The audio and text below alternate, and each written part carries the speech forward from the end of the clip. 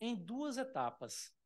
Primeiro, eu quero trazer como está o modelo na nossa Constituição sobre a intervenção do Estado na economia. Eu quero falar de uma maneira geral, tá certo, sobre o tema, trazer um pouco de história, a nossa Constituição e alguns momentos que, no caso, a gente viveu depois disso, e depois, então, entrar no tema especificamente, o tema que a gente se propõe a falar, a regulação da atividade seguradora e o mercado ilegal da proteção veicular.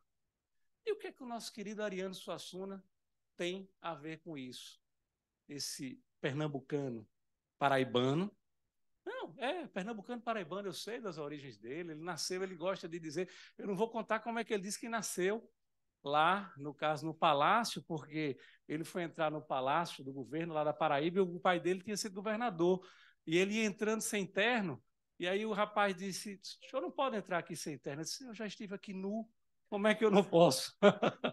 Como é que eu não posso entrar sem terno? Que história é essa?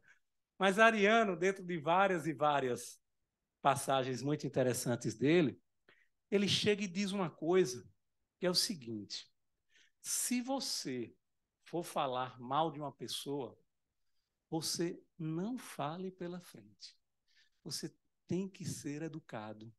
Você espera a pessoa, olha, está ali a pessoa junto e tal, quando ela sair, escutou a batida da porta, pode começar a falar. É essa lição que ele dá. A gente sabe que nem sempre as pessoas gostam de seguir essa lição, né? Tem um amigo nosso aqui no tribunal que ele é tão falador, tem a língua tão grande que ele fala por trás e pela frente e a gente sabe quem é, não vai dizer quem é essa pessoa. Mas ele é desse jeito. Muitos de vocês já captaram quem é esse nosso querido amigo que não está aqui nesse momento, mas vocês sabem de quem eu estou falando. Mas quando eu estou me lembrando disso, de Ariano, eu, no caso, estou me lembrando porque se é para falar por trás, no caso, quando é mal, se é para falar bem, a gente deve, então, falar pela frente, né? E aí eu pego essa verve aí, esse contrário senso, e falar bem, no caso, do nosso sistema, tá certo? Que a gente tem a regulação no que diz respeito ao âmbito bancário e ao âmbito securitário. A gente tem um sistema altamente regulado, que vem desde a Constituição, a gente vai apresentar isso aí. E isso é bom não para as instituições, isso é importante para nós como consumidores, que teremos as nossas contas nos bancos, que teremos, no caso, os seguros do que a gente quer fazer, veículo, vida, casa e por aí vai, regulado por instituições sérias que venham a cuidar disso aí. Mas eu queria, essa parte eu já falei, eu queria trazer exatamente o artigo que digamos assim, duas pessoas que me inspiraram estão aqui, como eu já disse, o Queiroz e o Edilson. Eu escrevi esse artigo, pessoal, em 2009, e esse artigo está na revista do SEGE, que é a nossa revista. Eu digo que é a nossa revista, presidente, porque é a revista do Conselho da Justiça Federal, revista do Centro de Estudos Judiciários. É uma revista da Magistratura Federal. Quem quiser, uma revista séria, aquela com, no caso, tem duas pessoas ali para fazer a análise, aquele artigo é bom para ser publicado. E essa revista, então, tinha aberto lá um edital para você lançar um artigo, e eu lancei. O artigo foi aprovado e era sobre a intervenção estatal sobre a economia crise 2008. Fernando, que morou nos Estados Unidos e ainda tem residência lá, deve bem saber como é a realidade do que foi vivenciado em 2008 no mundo e a começar especialmente nos Estados Unidos. A crise do subprime, né? Você, na realidade, colocar ali pessoas que não tinham como garantir empréstimos, que eram empréstimos imobiliários, mas o mercado com aquela ânsia de ganhar, o mercado com aquele desejo, no caso de ter mais clientes, então começou a abrir para o segmento subprime, pessoas que não tinham condições de garantir, queriam pagar os seus empréstimos imobiliários. Como o mercado, então, foi abrindo para essas pessoas, a gente sabe que, na realidade, existe uma leizinha na economia que é a lei da oferta e da procura.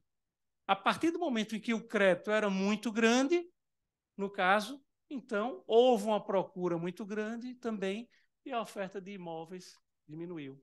Então, nos Estados Unidos, houve um boom imobiliário. As casas valendo muito, porque todo mundo estava tendo acesso àquilo ali. Mas quem é que garantia que aquilo ali ia ser pago? E aí o que é que acontece?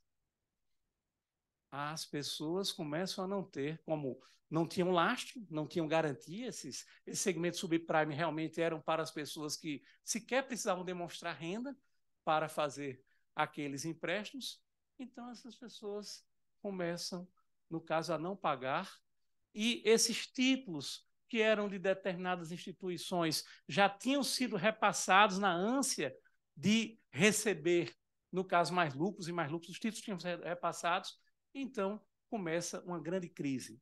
Volto a dizer, inicialmente nos Estados Unidos, mas que vai se espraiando para o mundo como um todo, especialmente no segmento financeiro e depois para a economia real, mas começa muito forte nos Estados Unidos. E aí a gente tem dois exemplos.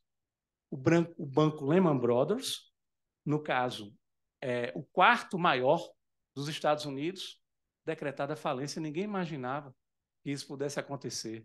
E aí, entrando já um pouquinho no segmento que a gente vai falar, que é o de seguro, a maior seguradora do mundo estava prestes a quebrar. Teve necessidade de um empréstimo do Fed, pessoal, inicial de 85 bilhões de dólares. Multiplique isso aí por 5. 85 bilhões de dólares. Foi praticamente federalizada a seguradora. E aí, por quê? Porque, na verdade, lá nos Estados Unidos, a gente sabe que a regra que vige é a regra do liberalismo. É a regra de que o mercado pode tudo. Que, na verdade, é aquela ideia do Adam Smith, da mão invisível. Né? Deixa que o mercado vai se regular, o Estado ali intervir da menor maneira possível e não fazer intervenção e deixar que a coisa funcione. Como eles não regularam, esses empréstimos foram sendo concedidos e a coisa explodiu. Depois que a coisa explodiu, vai lembrar de quem? É o mercado que vai resolver? O mercado não resolve, não. É o contrário, você vai verificar ali as pessoas, coitadas, nas filas dos bancos para tentar sacar seu dinheiro e o banco não tem mais dinheiro para, no caso, garantir. Tá certo? Então, na realidade, quem é chamado para resolver, mesmo nos Estados Unidos da América, é o Estado. O Estado que chegou e colocou dinheiro nos bancos, o Estado que colocou dinheiro nas seguradoras, o Estado que colocou dinheiro nas indústrias automobilísticas, porque sai do segmento da economia financeira e vai para a economia real. Se você não tem dinheiro para circular, então a GM, a Ford e outras companhias aí estavam prestes a, no caso, a quebrar. Por quê? O setor não era um setor bem regulado. Não era um setor, tanto no aspecto bancário, como no caso securitário. Eu estou falando financeiro no sentido amplo, mas não quero tratar de câmbio e de outras modalidades do âmbito financeiro, eu quero tratar especificamente do securitário e também o bancário. Não tinha uma regulação. Era o mercado resolve, deixa lá. Mas na hora em que o mercado não resolve, precisa o Estado chegar junto.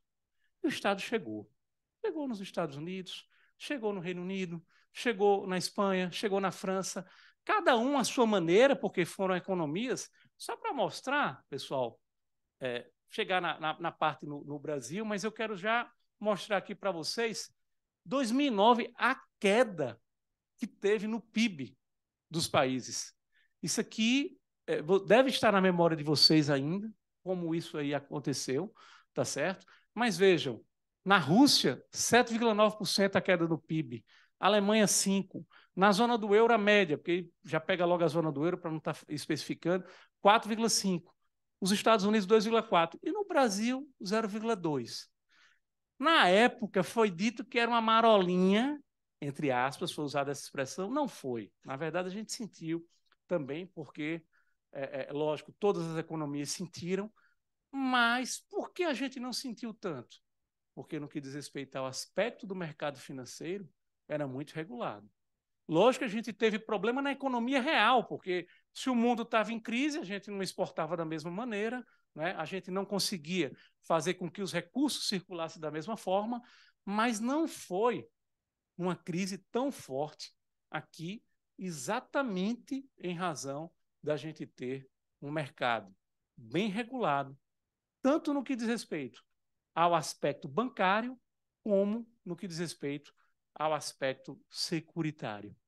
E aí, essa parte da forte regulação a gente já falou, a gente então vai entrando nessa segunda etapa, que eu queria falar para você, depois vou até trazer jurisprudência, mas trazer na parte legislativa, na parte constitucional, onde é que a gente tem, no caso. Licença. A previsão disso ser disciplinado. Quem é que tem essa competência? A nossa Constituição é clara. Quem vai tratar de direito civil é a União. Não chegou e colocou essa competência para estados, municípios e Distrito Federal, não. Direito civil, União. Questão de seguros, também competência exclusiva da União Federal. Não repassa esse tipo de matéria para estados, município e Distrito Federal. Estão aí os dispositivos, compete à União, no artigo 21, fiscalizar as operações de seguro, compete à União, no caso, legislar sobre direito civil e também, especificamente, sobre seguros. Competência exclusiva. Volta a chamar a atenção, porque já já a gente vai entrar num tópico em que os estados estão querendo resolver, mas entrando numa seara que não é deles. E aí, como é que a gente então regula? A gente cria a SUSEP, que o Carlos vai já já falar, né? Ele é da SUSEP, vai então trazer alguns números sobre a realidade da SUSEP, mas veja que a gente cria isso em 1966. Quer dizer, é uma instituição que vai já já completar 60 anos. Uma autarquia só para regular o mercado de seguros. Então, a parte de seguros, que ela é toda regulada, que você tem que ter ali uma série de pré-requisitos para poder atuar naquele segmento, a SUSEP, como autarquia, vai fiscalizar. O governo federal verifica, a competência é minha, mas eu vou, no caso, criar uma instituição especializada para tratar disso aí. E tem também, no caso do contrato de seguro, no nosso Código Civil, um capítulo específico, porque estava no Código de 16 e foi renovado no Código de 2002, competência da União. Então, matéria, não há dúvida, precisa passar pelo crivo da União. E a gente então entra nessa questão. Esses produtos que as associações hoje em dia elas vêm a oferecer, garantindo indenização de dano a um bem, com a denominada proteção veicular, que já disse que o bem, no caso, é veículo. Elas estão de acordo com o ordenamento jurídico? Eu já posso antecipar a resposta para vocês, mas eu não antecipo como Luiz Alberto Gugel de Faria. Eu antecipo de acordo com a jurisprudência do Supremo e do STJ, numa decisão também, vou trazer uma decisão da minha relatoria, mas vou trazer decisões do Supremo e do Superior Tribunal de Justiça, começando pelo Supremo, porque a matéria também tem um viés constitucional, e aí e decisões recentes, viu, pessoal? Se vocês forem olhar, decisões recentes. Vou até contar um pouquinho da história dessas leis. O que aconteceu? Essas associações, entre aspas, eu digo entre aspas, com todo respeito, porque quando chega para o exame do judiciário, muitas delas, na verdade, são empresas travestidas de associações vendendo seguros. Essas associações, então, elas tentaram aprovar leis no âmbito do Congresso Nacional para permitir a atuação delas. E, no caso, tem vários projetos lá, mas nunca elas conseguiram a aprovação no âmbito do Congresso Nacional. Então, não tem lei federal a respeito disso. Então, o que é que elas fizeram? É um mercado, não vou falar de valores, a SUSEP é que deve trazer esses valores, mas é um mercado importante, é um mercado onde há uma circulação de dinheiro muito forte, e elas começaram, então, a atuar junto às assembleias legislativas. E até com modelos, e a gente sabe que, na verdade, embora o lobby não esteja institucionalizado, mas que funciona, com modelos que elas levavam projetos de leis, e se você for olhar o projeto de lei ali, de um estado para outro, tem muitas semelhanças. Eu vou buscar os títulos aqui, vocês veem que pelos títulos já é. Então, elas conseguiram aprovar legislações no sentido só, olha, a gente está aqui para proteger o consumidor, né? Porque a parte do direito do consumidor, ela pode ter, é uma competência que é dividida entre União, Estados, municípios e Distrito Federal. Então, com esse viés de proteger o consumidor, na verdade, eram leis que estavam autorizando essas associações a funcionarem vendendo seguros. Então, são propostas ações diretas de inconstitucionalidade acerca desse tema. Um exemplo, vou trazer 3 exemplos, mas um exemplo, Goiás, examinada neste ano, em abril a maio, né, porque é sessão virtual, de 2023. Veja como é que era, na realidade, a chamada lá da lei. É uma lei que dispõe sobre normas protetivas aos consumidores filiados às associações de socorro mútuo no estado de Goiás.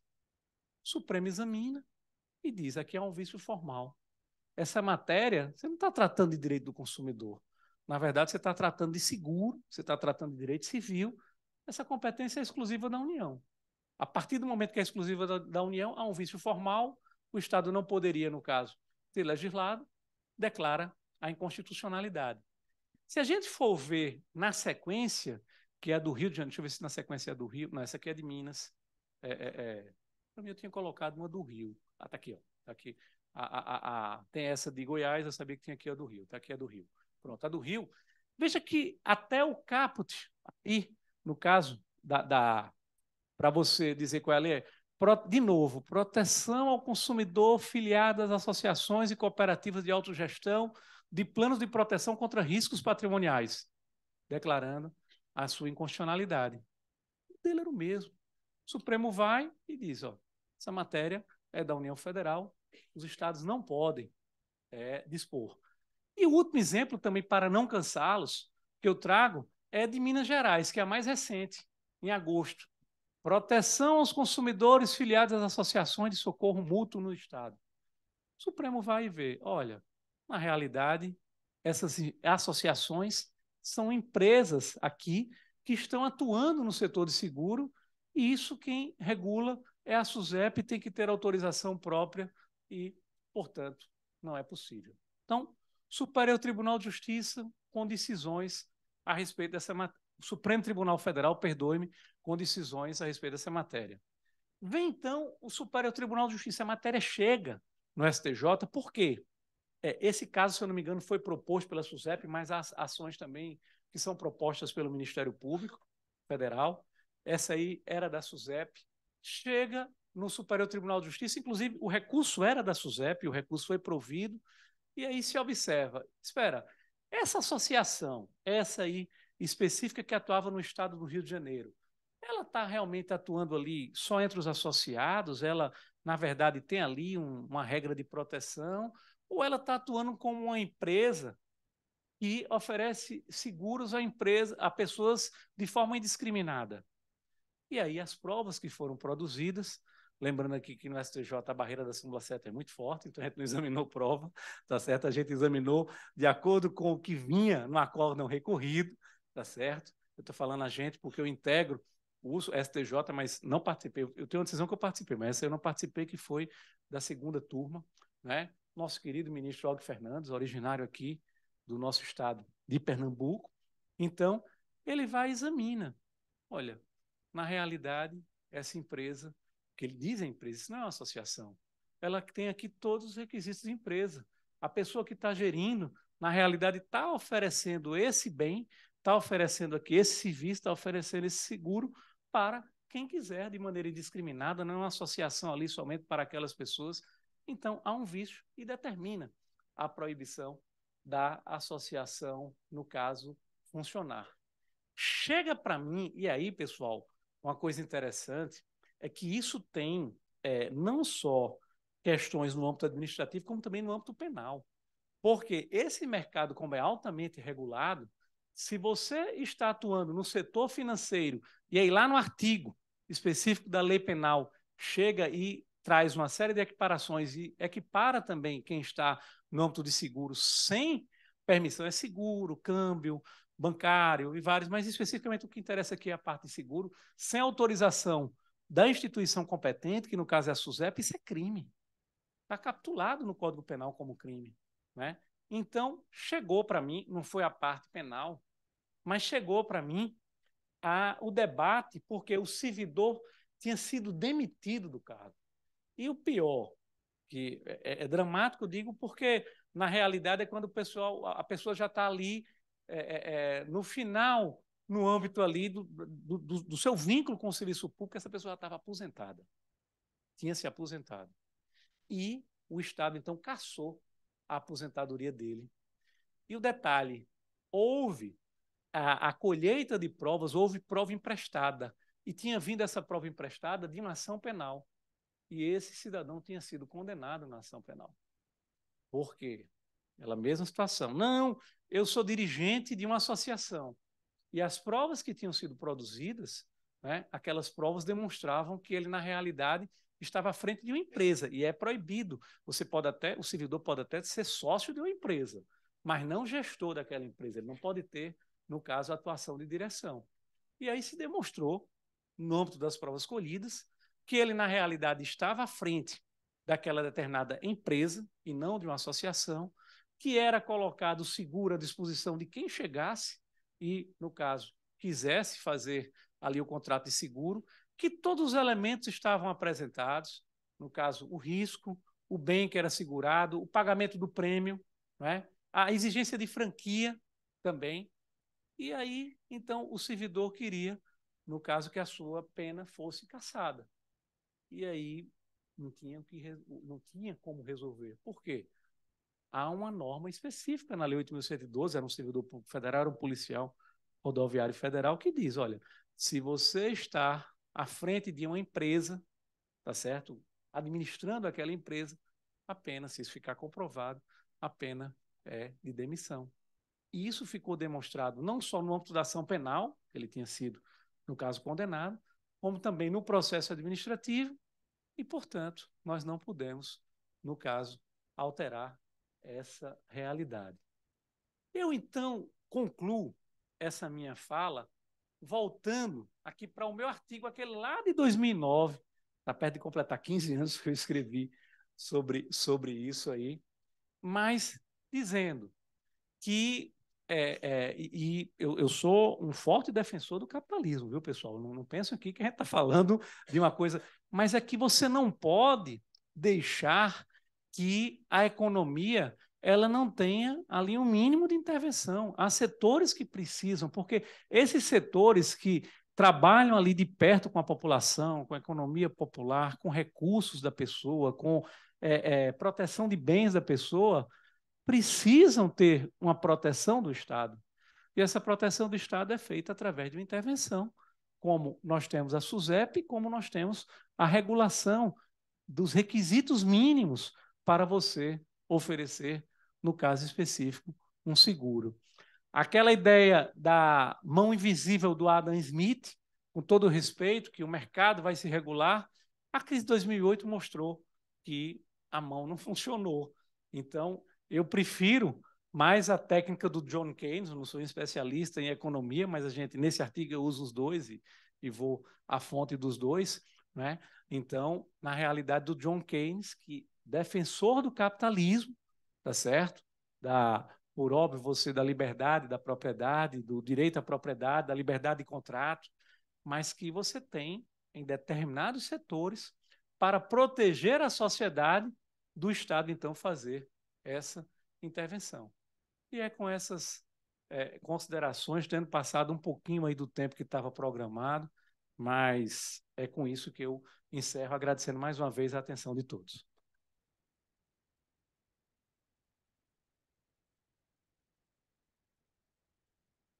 Muito obrigado, ministro. Como sempre, né, impecável a palestra do nosso querido amigo ministro Gurgel de Farias. E dando continuidade ao nosso seminário, eu convido o Dr. Carlos Queiroz, que atualmente é responsável pela supervisão prudencial e pela regulação dos produtos massificados, graduado pela USP em Economia e Direito, é servidor público há mais de 20 anos, com passagem pelo INSS, pelo TRT da 2ª Região, representa a SUSEP no COREMEC, que é o Comitê de Regulação e Fiscalização do Mercado Financeiro, e é no Conselho Curador do Fundo de Compensação de Valores Salariais. Doutor Carlos, muito obrigado pela presença. Obrigado. Vou fazer minha apresentação sentado, que é difícil acompanhar aqui o ritmo do ministro. Eles sempre me colocam nessa fria, já é a 2ª vez, né, de falar depois dele, enfim, então vou me conter aqui, ficar mais tranquilo, eu me sinto um pouco mais seguro. Quero iniciar agradecendo o convite do tribunal, o desembargador Fernando Braga Damasceno, o convite da revista, e quero cumprimentar também o desembargador Roberto Machado, o ministro Gurgel, mais uma vez, e a doutora Kessia Lima, aí do PROCON, cumprimentar a todos, agradecer. Muita oportunidade aqui da SUSEP falar sobre a regulação do mercado de seguros e essa questão das associações de proteção veicular. Trouxe uma apresentação simples aqui, ela desconfigurou um pouquinho, mas dá para a gente falar um pouco. Eu acho que é importante a gente começar contextualizando a SUSEP, né, e o CNSP, o Conselho Nacional de Seguros Privados, né? Como o ministro falou muito bem, a própria Constituição determina que a política de seguros ela é uma competência privativa da União, e a política de seguros ela é desenvolvida no âmbito do Conselho Nacional de Seguros Privados, que seria classicamente o órgão regulador. O Conselho, ele materialmente, ele não existe, vamos dizer assim, são reuniões que ocorrem, né, com o ministro da Fazenda, o superintendente da SUSEP e representantes do Ministério da Justiça, do Ministério da Previdência e do Banco Central. A CVM fazia parte do CNSP até a semana passada, mas foi editada uma lei restringindo a essas 5 instituições, vamos dizer assim, a competência para definir a política de seguros no Brasil, né? O CNSP também trata de previdência complementar aberta, capitalização e resseguros, né? Então é o órgão regulador.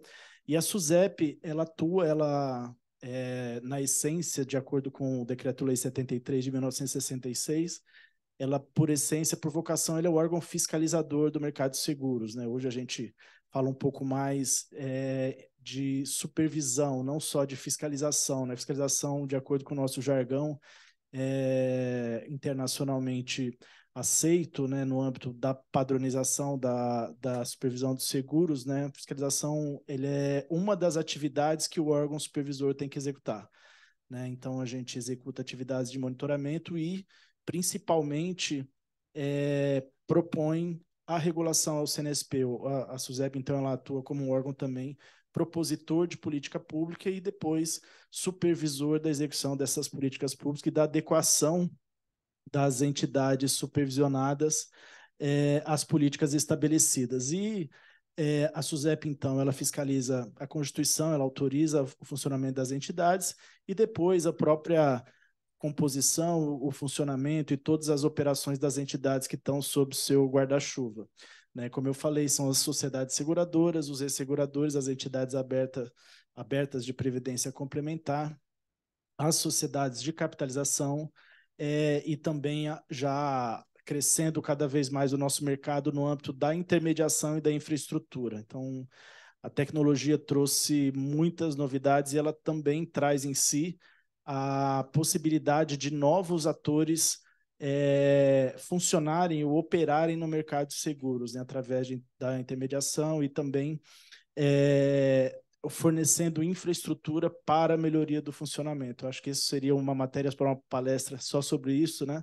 Nós poderíamos falar aqui do Open Insurance, né, que é um segmento de organização de dados e de funcionamento do mercado que compõe o sistema Open Finance. Então, é uma iniciativa conjunta SUSEP, Banco Central e a CVM também está chegando, e todo o sistema financeiro ele tende a daqui a alguns anos funcionar a partir do compartilhamento de informações, obviamente com o consentimento do consumidor. Isso pode favorecer ou facilitar a criação de produtos, a oferta de novos produtos, que seriam, em tese, mais adaptados a cada consumidor, mas, como eu disse, isso é uma conversa para um outro dia. A SUSEP ela é uma autarquia federal, então, vinculada ao Ministério da Fazenda, e o nosso mandato, a nossa missão, ela está expressa no artigo 2º do Decreto-Lei 73, que diz que o controle do Estado se exercerá pelos órgãos instituídos neste decreto-lei no interesse dos segurados e beneficiários do contrato de seguro. Então, a missão legal da SUSEP ela é muito clara, ela é muito simples, né? Atuar no interesse dos segurados e beneficiários dos contratos. E como essa atuação pode acontecer, como isso pode se dar, né? Em que nível a SUSEP ou os outros órgãos que também atuam aí no mercado podem... Ah, tá, perdão.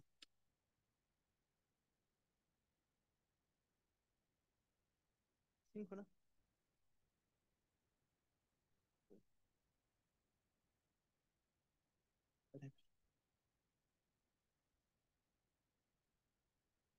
Pronto, ficou maior. Perfeito, obrigado, viu? Eu vou começar falando um pouquinho melhor sobre como funciona aqui a regulação do mercado. O ministro, de fato, comentou um pouco, né? Qual que é o papel da SUSEP, e a gente executa de diversas maneiras, né? Então, como eu via dizendo, né, a supervisão em si, ela tem aquela finalidade, né, de atuar no interesse dos segurados e beneficiários dos contratos, e a nossa missão é fazer com que os próprios contratos eles sejam cumpridos, né? Então, a partir do momento em que uma sociedade seguradora ela emite uma apólice, o dever da sociedade seguradora em ocorrendo o evento, o sinistro, né, o evento previsto no contrato, que ela faça o pagamento da indenização devida. Pura e simplesmente isso. E a nossa missão, ela objetiva, talvez em primeira instância, estabelecer regras de solvência para que as seguradoras tenham caixa para efetivar o pagamento desses contratos. Então, não basta apenas a vontade de reconhecer que um sinistro efetivamente aconteceu. A seguradora precisa ter recursos para honrar com esse pagamento. Razão pela qual são estabelecidas regras de solvência, e elas iniciam com a necessidade de constituição de provisões técnicas, inicialmente estabelecidas, como eu disse, pelo CNSP. Então, a partir do momento que a seguradora começa a operar, no momento 0, no momento 1, ela já tem que constituir provisão técnica. A partir do momento que ela vendeu a primeira apólice, ela tem que começar a constituir provisão técnica. Então, são várias provisões que são determinadas, e a SUSEP fiscaliza e recebe dados em bases mensais para efetivar a fiscalização e o batimento dessas provisões técnicas. Há muitas metodologias possíveis para serem constituídas provisões técnicas, e a SUSEP ela atua fazendo testes de consistência a fim de verificar se efetivamente, de acordo com a operação de uma determinada seguradora, as provisões estão bem constituídas, e esse é um dos primeiros passos. Para cobrir essas provisões técnicas, as seguradoras precisam ter ativos, né? Ativos de boa qualidade. Esses ativos, é tão importante a política de seguros dentro da economia nacional, que é o próprio Conselho Monetário Nacional, o CMN, atualmente composto pelo ministro da Fazenda, a ministra do Planejamento e o presidente do Banco Central, que definem em quais ativos as seguradoras podem investir os recursos destinados a cobrir as provisões técnicas. Então, não basta ter provisões técnicas, tem que ter ativos de boa qualidade para garantir essas provisões. Então, uma seguradora ela não pode utilizar os recursos das provisões e comprar ações de uma companhia, por exemplo. Pode fazer isso? Pode, com um percentual pequeno, né? Basicamente, são permitidos títulos públicos, fundos lastreados em títulos públicos e outros ativos, né, de renda variável em menor percentual, né, e empresas também de boa qualidade. Na medida em que a seguradora ela resolve assumir mais risco para investir o dinheiro, os recursos das provisões técnicas, o seu risco aumenta. E quando o seu risco aumenta, a SUSEP ela passa a exigir ali mais capital para que ela possa operar. Então, Como eu falei, né, no momento 1 ela constitui provisão, mas no momento 0 ela tem que ter um capital mínimo para operar. Não dá para pensar no mercado seguro, porque o risco pode acontecer na primeira apólice, né, no começo da operação. Então, não dá para que uma seguradora ela entre no mercado sem cumprir a regra de capital. Então, é exigido um capital mínimo, eu vou falar um pouquinho mais para frente sobre isso. Até dada a melhoria da técnica atuarial, esse capital mínimo ele tem diminuído ao longo do tempo, o capital base e o capital de entrada, porque as técnicas de supervisão e a confiabilidade que a gente passou até nas informações, ela faz com que o risco atrelado para a necessidade de capital ele seja menor, né? Então, a gente tem uma confiança muito grande nas provisões que estão sendo constituídas e é possível agora medir riscos, por exemplo, risco de mercado, risco de crédito, riscos de subscrição que compõem, então, o capital requerido ou o capital exigido para operar. E a partir do momento que a seguradora ela se lança em mercados ou em negócios mais arriscados, essa exigência de capital aumenta e esse cálculo também é aferido pela SUSEP, e para cobrir esse capital mínimo também ela precisa de ativos de boa qualidade. Pois bem, há também regulação relacionada a limites operacionais, então a seguradora, para reter e aceitar riscos, ela tem alguns limites que ela precisa observar. Caso ela tenha por política aceitar ou ela subscreva uma apólice acima do limite, ela tem que fazer a cessão do risco obrigatoriamente. Então, ela faz a cessão do risco em resseguro ou ela emite a apólice em parceria com outra seguradora, que seria um contrato de cosseguro. Então, também dentro da operação, há exigências relacionadas a limites de retenção de risco ou de aceitação de negócios. E o mercado de seguros ele funciona bem justamente porque há o princípio da pulverização de riscos, né? Então, a seguradora ela retém aquele risco que ela tem condição operacional de aceitar, repassa para um ressegurador, que, por sua vez, retém aquilo que ele tem condição operacional de aceitar, ou abaixo daquele limite, que faz uma retrocessão para outro ressegurador ou para outras seguradoras, dentro do Brasil ou fora do Brasil. Então, o sistema de pulverização, de dispersão e principalmente pulverização de riscos, ele é um sistema internacional. Essas regras elas tendem a ser internacionalmente padronizadas para que um risco de uma seguradora brasileira, o excesso desse risco ele possa ser garantido em parte por um ressegurador sul-africano, por um ressegurador chinês, por um ressegurador inglês. E é assim que funciona. Do mesmo modo, resseguradores brasileiros têm na sua carteira alguns riscos que estão localizados no Chile, no Peru, também na China, no Japão, enfim. Então, o sistema de seguro e resseguro, ele exige essa pulverização, dispersão de riscos, e isso dá segurança, isso dá confiabilidade para todo o sistema. É necessário que a precificação dos seguros ela seja feita por atuários licenciados e tem que haver um atuário responsável em cada companhia, como tem que haver um contador responsável em cada companhia. Ele é um profissional que assina o balanço. Além disso, tem que haver auditorias atuariais, então você tem um segundo profissional, uma segunda firma, tanto de atuária como de contabilidade, que pega as bases de cálculo, refaz os cálculos, e além disso tem o processo da SUSEP. Então é um processo de muita checagem, né, para que, tanto do ponto de vista da precificação, como do ponto de vista da constituição das provisões. A fim de entrar no mercado, há muitos requisitos para os administradores de uma sociedade seguradora, por exemplo. Então, ele precisa ter experiência no mercado, ele precisa ter reputação ilibada, ele precisa atender alguns requisitos que estão prescritos em algumas normas do CNSP, a fim de que ele seja autorizado a ser eleito para dirigir uma seguradora. Do mesmo modo, os acionistas precisam comprovar a origem do capital, não são aceitos pedidos de aumento de capital ou de ingresso no mercado quando não há uma comprovação da origem, né? Então, a SUSEP também zela pela questão da lavagem de dinheiro. São outros requisitos, eu acho que são bastante importantes também para o ingresso no nosso mercado. E, além disso, as seguradoras precisam observar diversos requisitos de governança. Então, desde muito tempo, mas com mais profundidade a partir de 2004, e aí nós entendemos que esse processo ajudou muito a superar a crise de 2008. As seguradoras elas têm que observar, elas têm que elaborar e observar políticas, né, de governança, políticas de gestão de seus riscos, políticas de controles internos, a fim de que operem.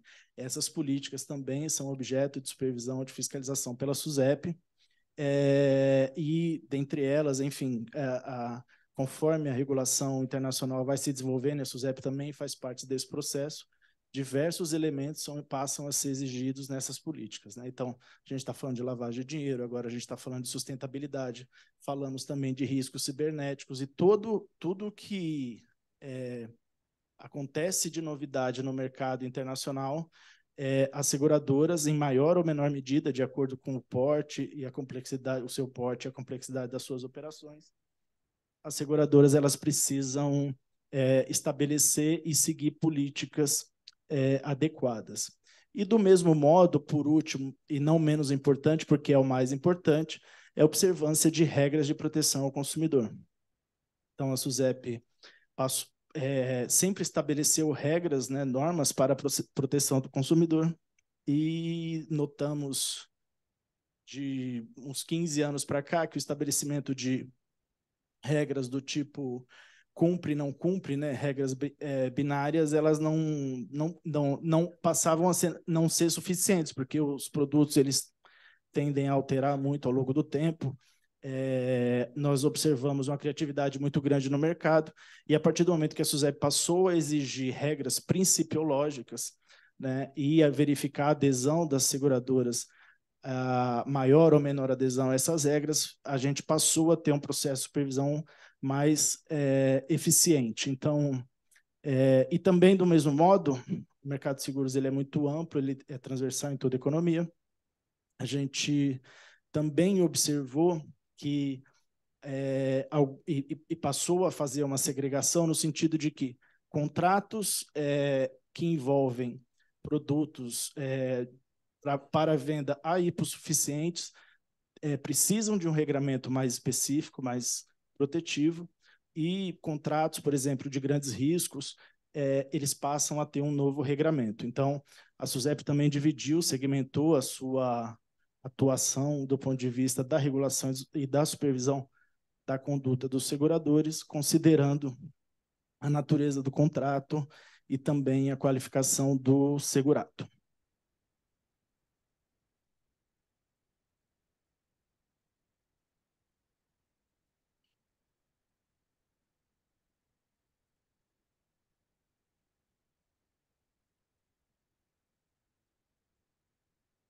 Agora que eu falei um pouquinho de como funciona a nossa regulação, surge aqui, então, mais ou menos com a mesma ordem que eu coloquei de como funciona a nossa regulação, as dúvidas que nós temos com relação ao funcionamento dessas entidades de proteção veicular.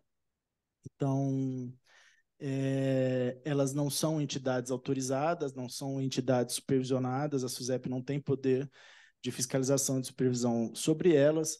Então, nós temos aqui muitas dúvidas, né, de como essas entidades operam, se elas, por vontade própria, constituem ou utilizam algum requisito de solvência. Nós não sabemos como funciona o rateio que parece que existe nessas operações. Nós não sabemos se elas observam limites operacionais, se porventura estariam aceitando riscos muito maiores do que a prudência técnica indicaria. Nós não sabemos quem são os gestores, os administradores dessas entidades, como que funciona a governança, se eles têm controle, se eles têm algum tipo de controle para prevenir fraude. A gente tem uma preocupação muito grande com relação à entrada e à saída dessas entidades no mercado.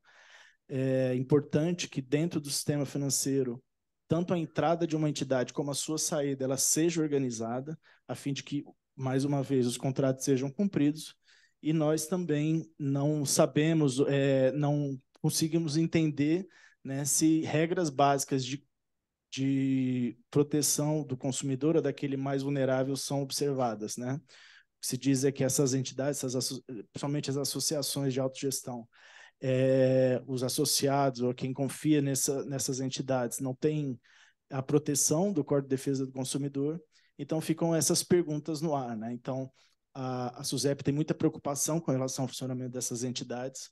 A gente vai ver agora que se trata de um mercado muito relevante, muito grande, e que tem crescido bastante nos últimos tempos.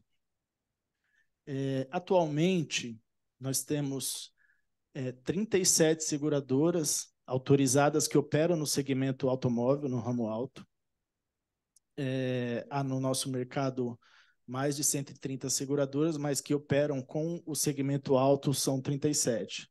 E hoje nós já temos 687 associações, de acordo com o estudo que foi desenvolvido no ano de 2022, um estudo que foi apresentado à SUSEP pela FENSEG, né, Federação Nacional de Seguros Gerais. A receita das seguradoras no segmento automóvel,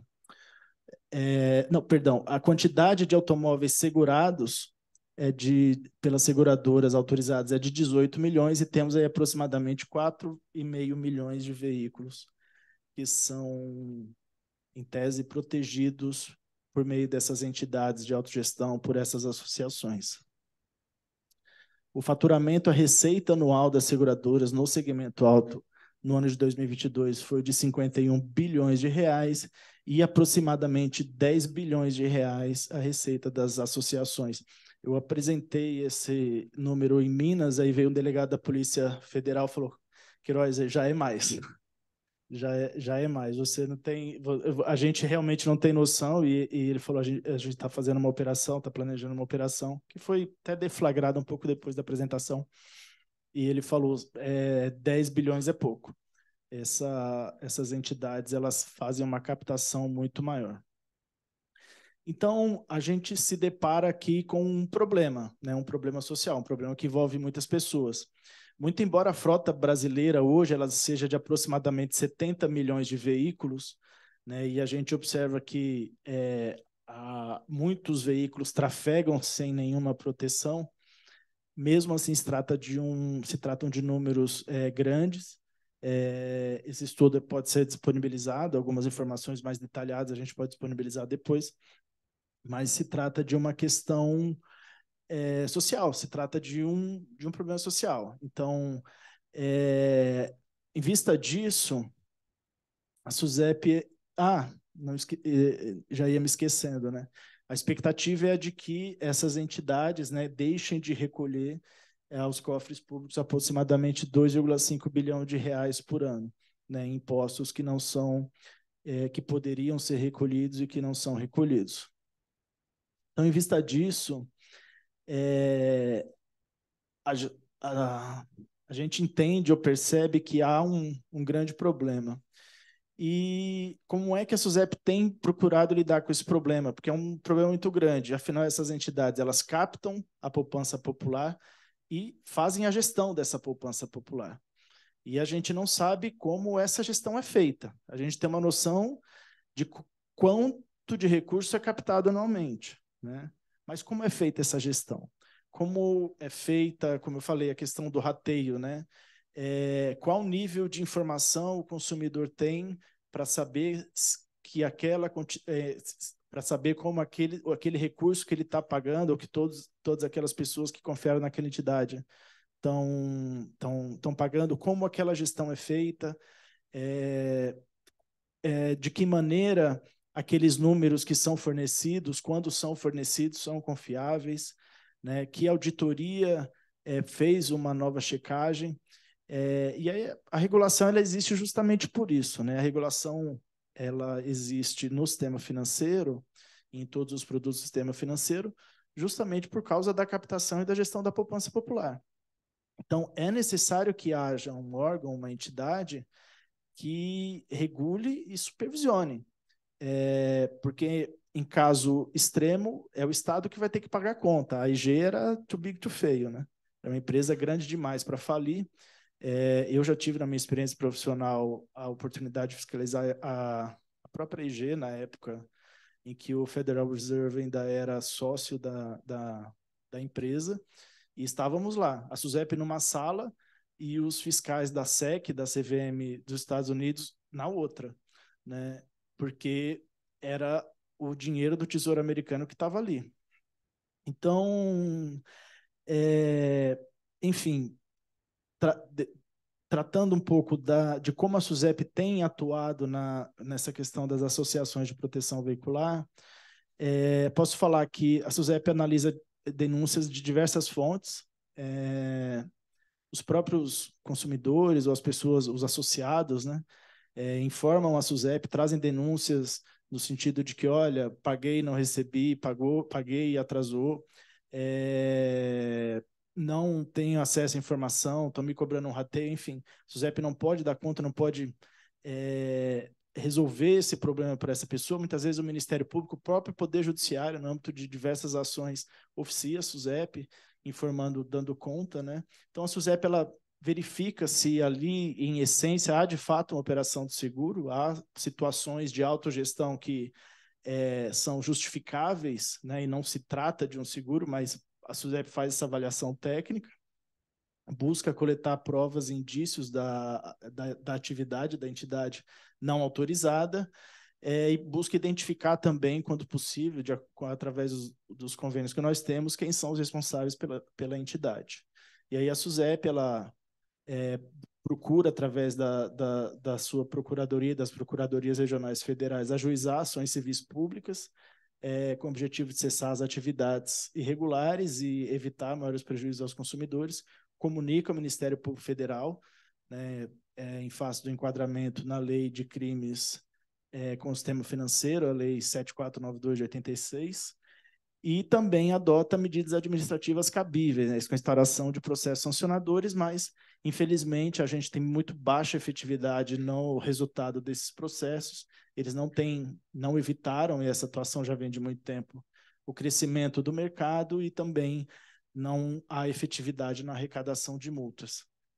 Então, diante desse quadro, né, da impossibilidade de, vamos dizer assim, de combater essa atividade que cresceu muito, e da ineficácia das nossas, da nossa atuação, a SUSEP tem implementado medidas para facilitar o ingresso, aumentar a concorrência, né, trazer novas entidades para o mercado. Então, a SUSEP, ela abriu já estamos estudando o terceiro edital de sandbox regulatório, que se trata de um programa que visa autorizar com menor exigência regulatória novas sociedades seguradoras. A SUSEP também aprofundou a segmentação e a proporcionalidade na regulação e na supervisão, exigindo menos requisitos para empresas menores ou com menor risco e mais requisitos para aquelas com maior risco. Também reduzimos a necessidade de capital. Hoje, desde a última atualização, para se abrir uma seguradora, até pouco tempo atrás, se precisava de 15 milhões de reais. Esse valor atualizado de 2014 para 2023 passava aí de 25 milhões de reais, e hoje, com menos de 5 milhões de reais, é possível abrir uma sociedade seguradora no nível mais baixo de supervisão, que seria o segmento S4, no segmento mais simples de supervisão, e o sandbox precisa de 1 milhão de reais apenas, né? O S4, quase 4 milhões de reais. E a SUSEP também tem procurado reduzir outras barreiras de entrada. E também, diante disso, e diante do crescimento, essas iniciativas também não foram suficientes, porque, de fato, essas entidades, como não recolhem impostos e estão à margem da supervisão, da regulação, voluntariamente não vieram se regularizar, trazer muito poucas, chegaram até a SUSEP, pediram a sua licença para atuar da maneira correta. O governo federal, esse ano, tem buscado, abriu mais uma iniciativa de legalização para que a SUSEP, para que essas entidades possam receber a autorização da SUSEP e também a supervisão e passar a observar as regras de solvência. Então, foi protocolado o projeto de lei complementar 101 de 2023, que visa autorizar o ingresso dessas entidades na forma jurídica de cooperativas, seriam as cooperativas de seguro. Esse projeto lá no Congresso Nacional ele foi apensado ao projeto de lei complementar 519 de 2018, que além das cooperativas legalizaria aí a questão das entidades de autogestão, que seriam essas associações de proteção veicular. A discussão ela é política, e a SUSEP ela defende, tem participado das discussões, tem estudado os modelos internacionais. Mas a SUSEP ela defende aí a necessidade de que sejam de fato definidas salvaguardas e critérios adequados e proporcionais para que essas entidades elas passem para o mercado regulado e possam então e enfim observar normas que visem aí a garantir o interesse dos segurados e beneficiários. Enfim, então o meu tempo também já esgotou. Eu agradeço a oportunidade, estou à disposição aí se quem mais para frente quiserem tirar alguma dúvida, estou à disposição. Muito obrigado.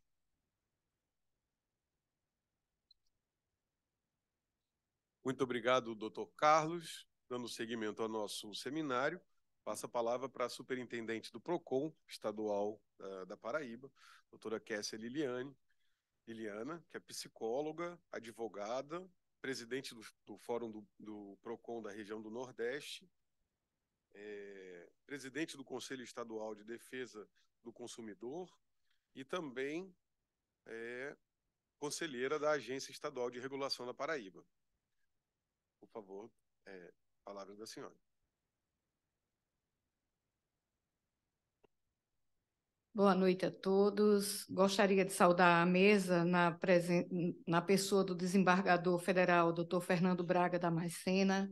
Agradecer, ministro, como foi bom, como fluiu bem as suas falas, com muita simplicidade, muita tranquilidade, como também doutor Carlos Queiroz, né? Agradecer a doutor Roberto Machado e a todos vocês que aqui encontram-se ainda presentes. Para mim, foi uma grata surpresa e satisfação ser convidada, né, pela CNSEG para que aqui estivesse, para trazer um pouco da visão, do olhar de um PROCON, um órgão de defesa do consumidor que, na sua essência, recebe na ponta aquele consumidor que vem com todas as dores, né, que é leigo em muitas leis, que não sabe direito ainda os seus direitos, e eles buscam, no mercado de consumo, eles buscam contratar produtos e serviços da forma que seja mais satisfativa para eles.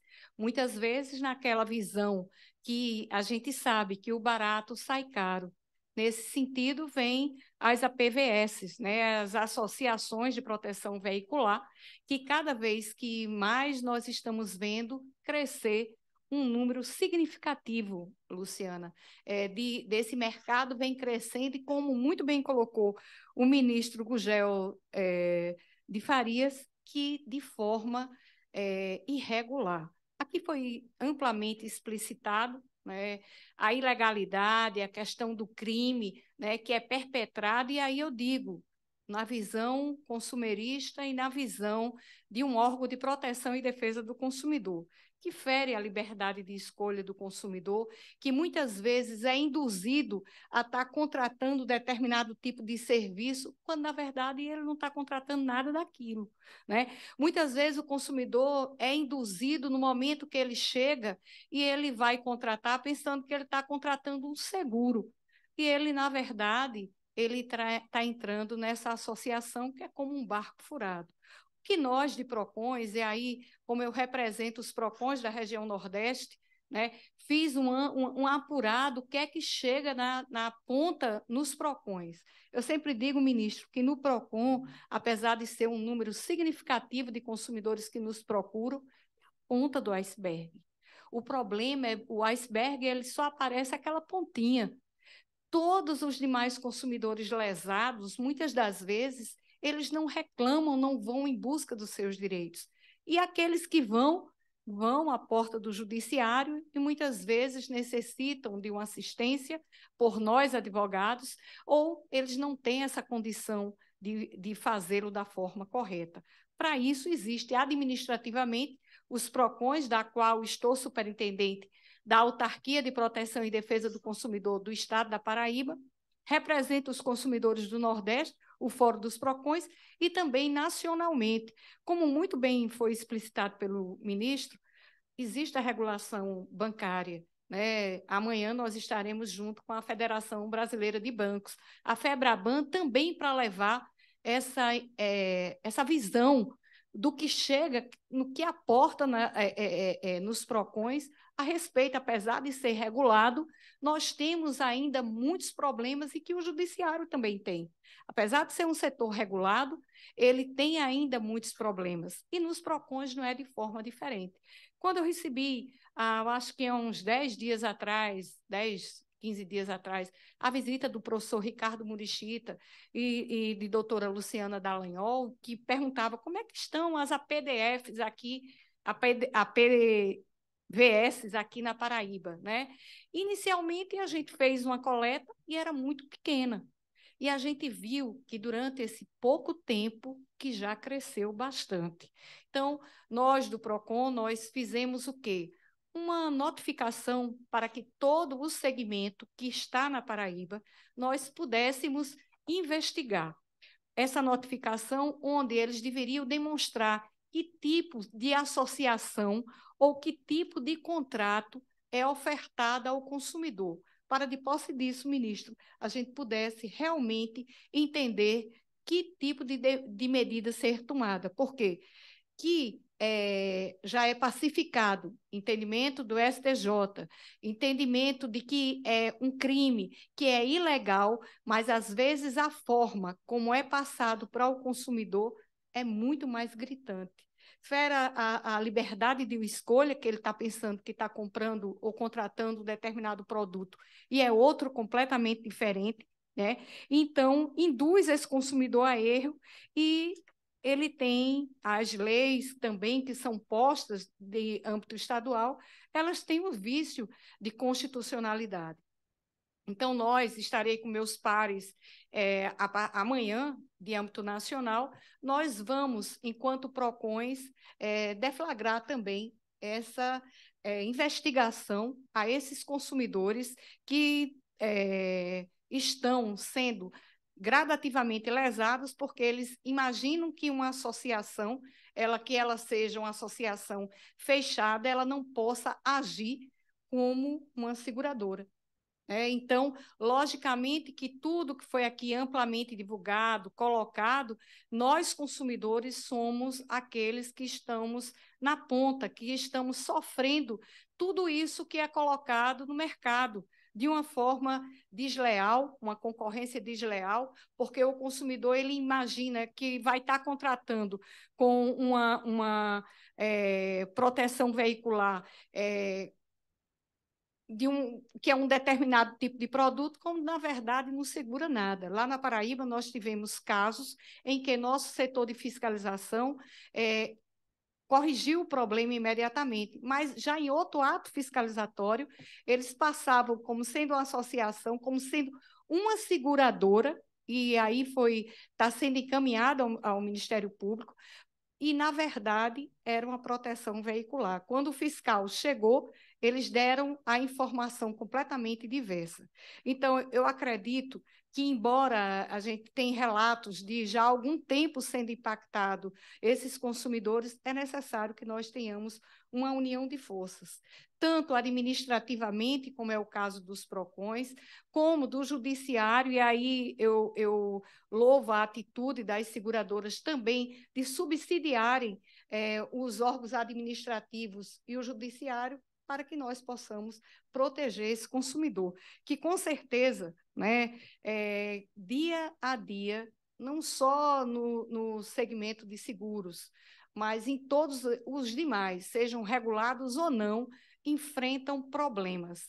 principalmente aqueles que ainda não têm a regulação, como é o caso dessas APVS, né? Então, causa muita intranquilidade para todos nós. Nós já estudamos no caminho, né? E até eu já deixo claro, eu não trouxe uma apresentação com dados concretos, porque eu imaginava ser uma conversa bem informal, de um levantamento. Quando aqui cheguei, foi uma grande surpresa para mim, né? Um público extremamente seleto, um público de desembargadores, de juízes, de advogados, que estão aqui com o intuito de trazer e conhecer mais e mais o segmento da proteção veicular.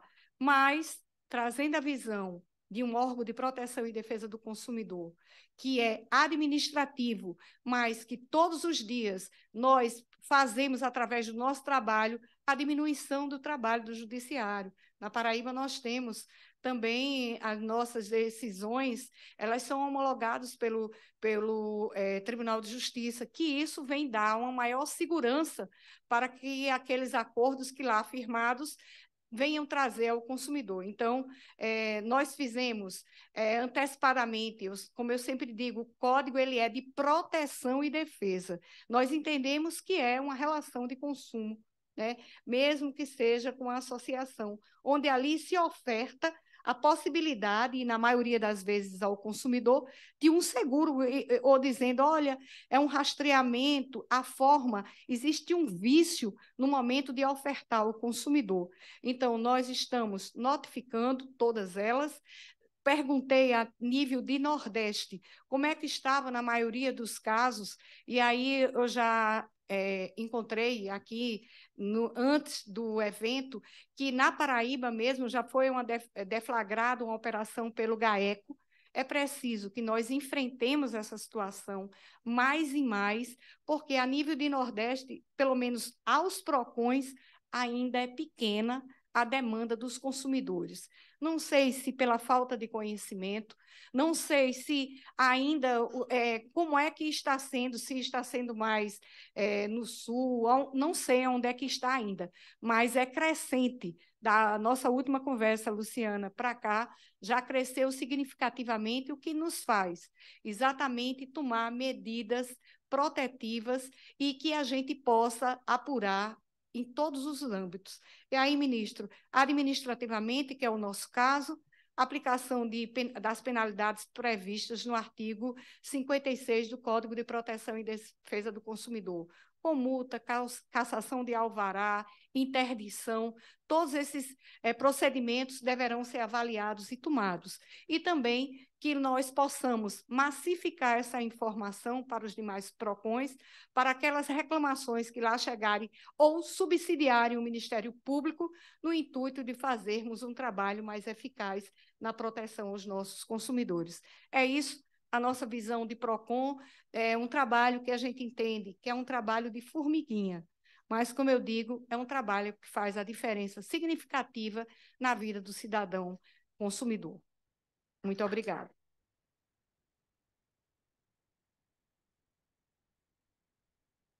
Muito obrigado, doutora Kessia. Presidente Fernando, antes de passar a palavra para Vossa Excelência, eu queria agradecer o apoio da Confederação Nacional das Seguradoras, na pessoa da doutora Glaucia Carvalhal e da doutora Luciana. Muito obrigado.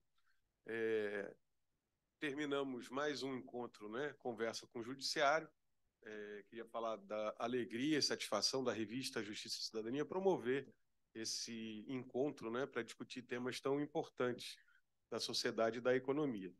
E passo a palavra ao presidente, as suas considerações.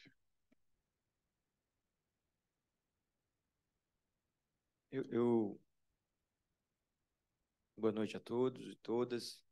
Eu queria cumprimentar a mesa aqui, na pessoa do ministro Luiz Alberto Gurgel de Faria. Eu tomei um susto quando eu sentei aqui e vi que eu estaria aqui no hall dos debatedores do assunto. E realmente a minha condição aqui, eu me coloco aqui, e não quero sair da minha condição de síndico do prédio. Eu estou aqui só para cuidar, para que tudo corra bem e para anfitrionar aqui os palestrantes e toda essa plateia qualificada. Então, a minha fala é apenas um registro de agradecimento ao Tiago, da revista Justiça e Cidadania, né, ao ministro Luiz Alberto, ao desembargador Roberto Machado, diretor da escola, e os demais palestrantes, Carlos Queiroz e Kessia Lima, parabenizando estes todos pelo sucesso, né, e principalmente aqui registrar e agradecer a presença de todos vocês que seguraram a onda aí até agora, quase 19 horas. Então, eu pergunto se há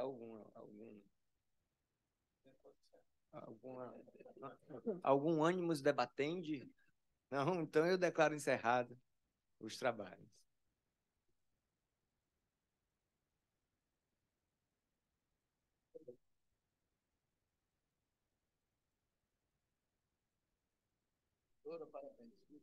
Obrigada.